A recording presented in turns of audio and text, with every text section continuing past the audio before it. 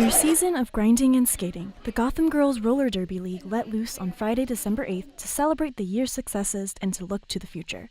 The league, which consists of 3 travel teams, 4 home teams, and a development team, draws interest from over 100 skaters. The travel teams, the All-Stars, the Traders, and the Terminators, skate against other teams in varying degrees of closeness. Within Gotham, we have our home teams, which are the teams named after the boroughs, and they play against each other during our home team season, which runs from about March until about August. Roller derby is a hard, physical sport played on roller skates. Offense and defense are played at the same time, and there's no ball. Instead, points are scored when players called jammers pass the other team while blockers try to stop them. Because everything is happening simultaneously, there's a lot of strategy.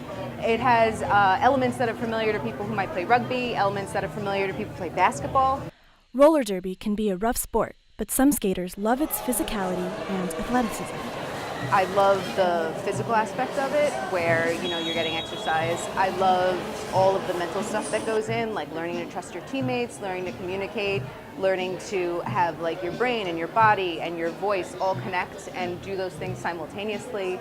I love skating and competing. I love that anxiety and that pressure, and then doing something and coming out the other side of it like I did that thing.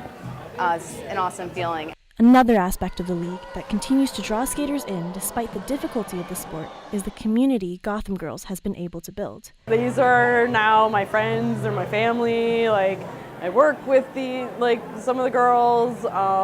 That's our whole social circle. It's just such a great community. There's just 100+ women who just care so much about this sport and about each other.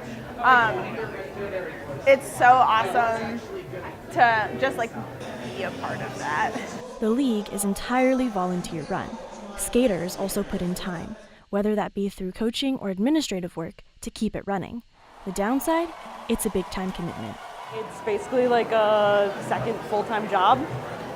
During the season, we skate about 10 hours a week or so, maybe 8 to 10, depending on how many teams you're on.